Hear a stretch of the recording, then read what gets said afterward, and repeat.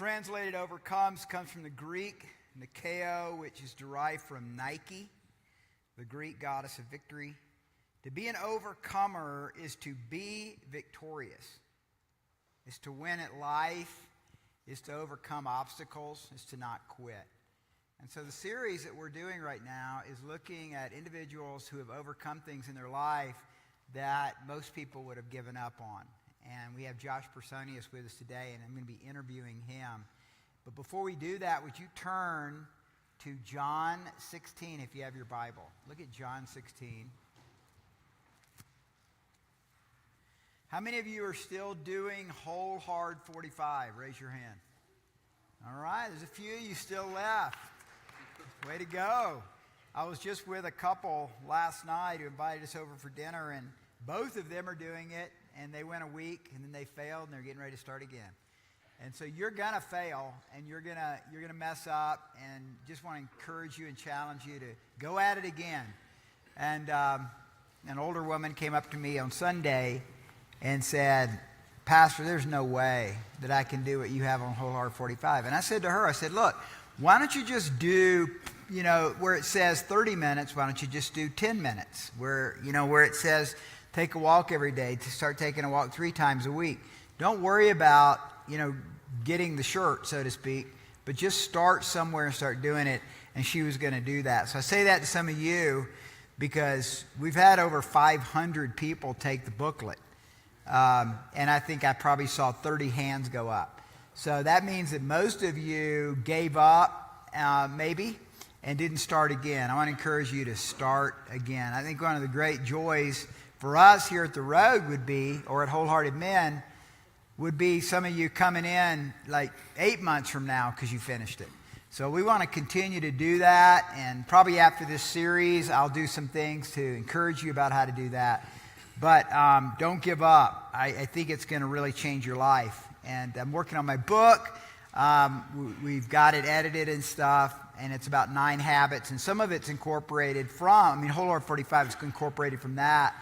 And I think that you'll find, I know it's been personally for me, not so much life-changing, but it's definitely been directional changing for each day to work out in the morning now for almost a year. And the difference that it's made physically, mentally, emotionally, and spiritually. And to be reminded with Empower You videos and stuff like that of how to keep stimulating your mind. So that's about being an overcomer. These are ways in which we can build new positive habits to being an overcomer so that you don't have to be an overcomer in things that happen because you've already taken proactive action in your life. But look at John 16, verse 33, "These things I have spoken to you," this is Jesus, "that in me," if you have your pen, underline "in me," "you may have peace in the world," underline "in the world." So there's an "in me" and there's an "in the world." "You will have tribulation." So he's saying, look, if you want peace, let me be in you. Because in the world, you're going to have tribulation, but be of good cheer. I have overcome. Nikeo, Nike, I have overcome. I have victory over the world. So it's not dependent completely on you. It's you being in Him. It's the Spirit-filled life. It's surrendering to Him and letting Him work through you that we can overcome. So Josh Personius has been a friend of mine for almost 10 years and been a part of the Road in the early days. And he's got a story to tell. And so tell us a little bit about what you've had to overcome, Josh. Thanks, Steve, for having me up here. My story starts with kind of going back to that final day for me of the decision that I had to make with, for me it was around alcohol and alcohol abuse. And I can vividly remember myself lying on the bathroom floor in the fetal position, being sick and tired of being sick and tired, wanting to die at that point in time, and not wanting it. That was it. I was just at my wit's end. I didn't know what to do. I felt hopeless in a hopeless situation. Once again, this is just a point that I had reached over time, and Was it a DUI that got me there? No. Was it a second DUI that got me there? No. Was it promising to swear off? And it was just failure after failure after failure. And here I am lying on the floor trying to figure out, how did I get here and what can I do? And just wishing I was just dead at that point. I couldn't do the suicide thing. I wanted God to just take me, drink myself to death or something. But that's where I was at in that hopeless situation right there. And I was at my wit's end, and that was the bottom for me. Which today, for me, that's what I call my most desperate moment. Mm-hmm. And it is that desperate moment for me that is a gift that I carry with me today. I don't ever want to forget that moment because I know exactly where I was at that point. I don't ever want to forget how I felt. And that was a point of desperation that I had to reach, and that's a gift of desperation that I keep a hold of now for me. So, was it juvenile hall time that got me there? No. Was it jail time that got me there? No. Was it the relationship issues I had? No. So again, I'm just here. I'm physically, mentally, spiritually bankrupt at that point. So Josh, this is when you were a young man. So tell us a little bit about your childhood. Sure. So, I think a lot of people want to look back and kind of say, okay, yeah, my childhood was really bad. All these things happened, and that's what led to this. And quite frankly, yes, we all have, I think, stories that we can tell about our childhood that aren't perfect. I mean, yes, my biological father didn't want to have anything to do with me, and, I can gravitate to that. I had a stepdad that was very strict. I could gravitate to that. I had a lot of freedom. I could gravitate to that. But quite frankly, for me, it boiled down to one thing, and that was that the effect of alcohol I loved. Now, a lot of people, some people can't maybe relate to that, but when I put it in me, as soon as I had that sip in that first drink, it started a phenomenon of craving in me that I could not stop. And it led to another and another and another. And I was not like a daily drinker or anything like that. I was what is referred to as a binge drinker. It was like weekends. It was game on for me. And, unfortunately, I was the last guy standing at the parties. I was like, man, everybody's a bunch of wimps around here. And this was, I started drinking probably around, I think it was right around 13, 14 is when I discovered it. And I remember my very first drink too. And that's how it started. My very first drink that I had, I wanted more. Because I got the effect of it, and it was right then and there. I'm like, I gotta have more of this. And so from the very first drink, I really loved the effect of alcohol. And that's a dangerous place right there, is loving the effect of alcohol. We were talking before this, in the sense of that might be a characteristic where some people can't relate to that, where they take a drink and they get tired, they have a half a glass of wine, and like, that's enough for me. For me, it's like, I'm just getting started. Let's get it on. So, and for me, if you think about it, you're 13, 14, trying to drink, it's kind of hard, right? Because you can't legally drink at that age. So, with a head on my shoulders, I'm like, if I could get a job at a liquor store, that would be that. And I did. I started working in a liquor store at 15. Just as long as I was working with another adult, they drank too at the liquor store. I had unfettered access to all the alcohol I wanted, so it was a dream come true. And I remember my aunt one day going, what do you want to do when you grow up? I said, I want to own a liquor store. And you can imagine how family feels about that, to say, okay, really? Okay, that's nice. So, yeah, so I had unfettered access. And what I like to say is that God put me in the express lanes to get sober sooner. Because I was literally 30 days after I turned 21 is when I hit that bottom that I was talking about right there. And I had my first DUI when I was 17. I had my second DUI when I was 18. I was in juvenile hall on one weekend, and the next weekend I was going to county jail and having to do those times for all my DUIs that I was doing. School was a wreck. Everything was a wreck. It was a train wreck. Everything was. And then for me, I'm like, okay, maybe, and this was all taking place in Lake Tahoe. So if anybody has been to Lake Tahoe, it's a 24-hour party town, gambling 24 hours a day. And I said, it's got to be in my environment. So I think I just got to get out of this city. And so I moved down to Sacramento. And it didn't take long, and I was right back where I started down there. So we're talking about a period of time of like 7 years of beginning to become a binge drinker starting around 13 or 14, up to 21. Yeah. It didn't take long, I guess, and I'm glad. Praise the Lord, it didn't take long because I was that. And I remember talking to my mom. This was maybe about 10 years ago, and I never knew this. We were just talking through some of the past and everything. She goes, "I had to be okay with you going to prison." She goes, "You were going to prison. I knew it in my heart, and I had to let you go because you were going to go to prison because of the drinking and the chaos that was going on." So did your parents have any say?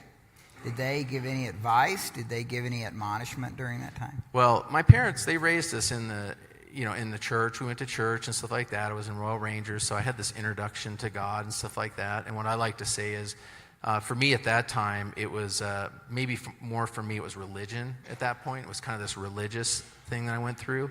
Getting sober, kind of on the other side now, I call it more relational for me. And I had to find my own God that, at that point in time wasn't the God of my parents, but it was really a personal relationship that I had to develop at that point. So there was some, undertones there that were helping me on the foundation that was being built, but I had a lot of freedom, and because my stepdad was working very hard. He was gone a lot. My mom, just kind of let me do the thing. They were hippies, so I think love, sex, and all that, drugs, rock and roll, and all that. So I think there was this attitude of it's okay to let you kind of just have that freedom to discover who you are and what you are. And quite honestly, I'm glad for that because, if I would have did this later in life, I can see the wreckage would have been probably even a lot worse because then I probably would have had a wife to lose, a house to lose, children to lose, all these other things. But because it was literally 30 days after I turned 21, how about that? It took me 30 days of legal drinking to find out that I needed help at that point. So what happened? I mean, what was it in you? What was it around you that affected you to say, "I got to stop doing this"?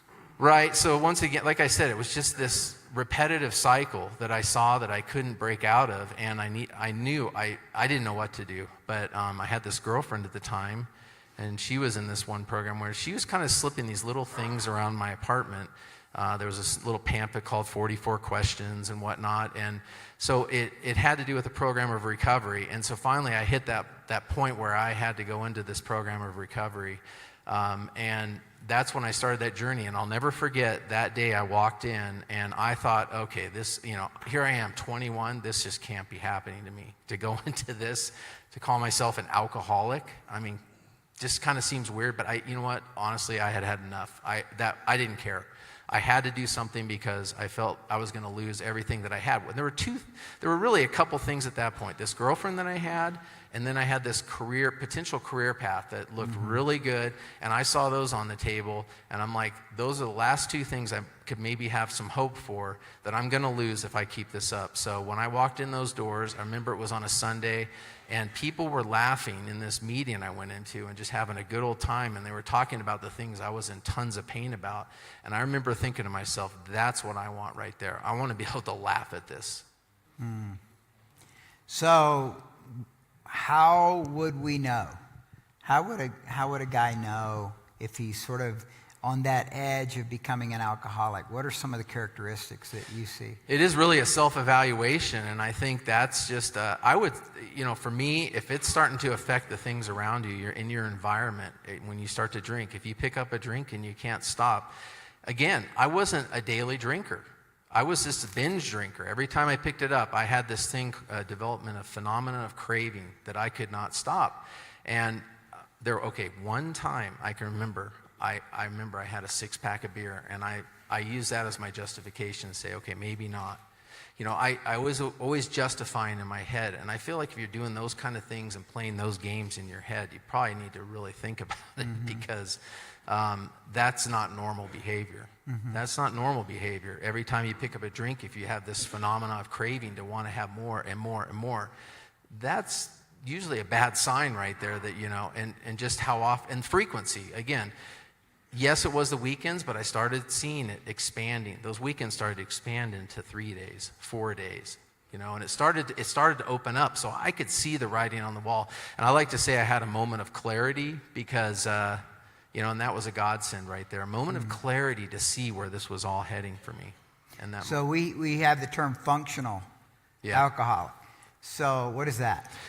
Yeah, and really just, I think, being able to feel like people are fooling everybody by drinking, and and again, it's just really just playing a game with yourself in that sense, and really where the recovery program that I'm in is says, to thine own self be true. So it's really got to be something from your own heart and your own desire to want to stop, and that's what it took for me. Was I wanted to stop. I wasn't stopping for my mom or dad. I wasn't stopping for a girl. I wasn't stopping for anything else but me, because I was sick and tired of being sick and tired. So I had to reach that point to where I became willing to do it for me. And then, by the way, just a side note with the girlfriend is, after a year of sobriety, I proposed to her, and she became my wife, and we've been married now for 34 years.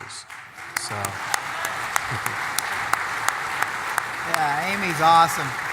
So it's been that long. So Yeah. you have not had a drink in over 30 years. Yeah, 35 years. I celebrated 35 years January 28th. That's amazing. So, thanks. So you guys, with Josh, you wouldn't know this, but tell them what you do like weekly. You're ministering to guys that have these struggles. Yeah, I'm still active in this program of recovery, and I deliberately say that because I don't want to advertise what I'm in, because if I fail, it can fail. So it is a program of recovery. But yeah, I am actively involved in it nearly daily basis. I have people I talk to all the time.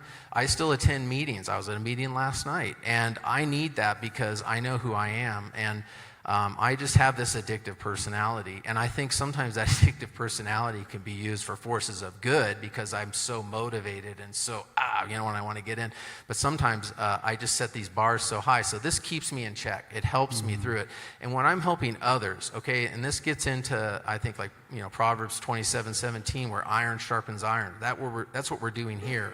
But also, that's what I'm doing in this program of recovery, is I'm helping others, and by helping others, it helps me. And it's just, I've just seen miracles, and I've seen huge epic tragedies as well. And so that reminds me constantly of what this disease can do. And that's what I need, is a constant reminder of that, because this committee up here is out to get me. And so we have this built-in state of failure that's constantly speaking to us, right? Yes, and it's just, it's a war sometimes in my mind. And so in order to address that war, it takes action, okay? This stuff just doesn't come through osmosis. I don't just go in and sit around. It takes action. It takes me doing things, going out there and, being vulnerable like we're doing now. Josh, what would you say to young people in here around, say, 30 and below? What would be your wisdom to them? Because you were young and you got yourself in a gradual fix, a gradual prison of your own making. And a lot of times when we're young, we start getting some habits that are really, really bad. What would you say? We got a lot of young people in here. What would you say to them? First off, if there's young people in here, which I know there are, I commend them for being in here. And in fact, we have 3 children. One is 28, 27, and 21. And my son is in here, and he leads the table, and I'm proud of him. Yep. His name is Jason. Jason, can you just stand up real quick? I want to say how proud I am of him being in here to lead a table.